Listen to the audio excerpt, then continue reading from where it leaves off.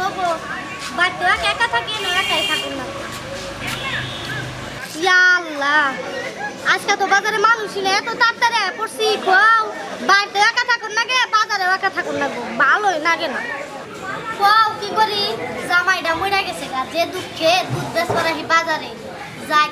কিছু মানুষের মুখ দেখাবো বাজারেও আইসি একা একা ভাবে দুধ বেচতেছে একটা মানুষ এখন পর্যন্ত আহে না বাড়িতে একা থাকুন না গে বাজারেও একা ভাবে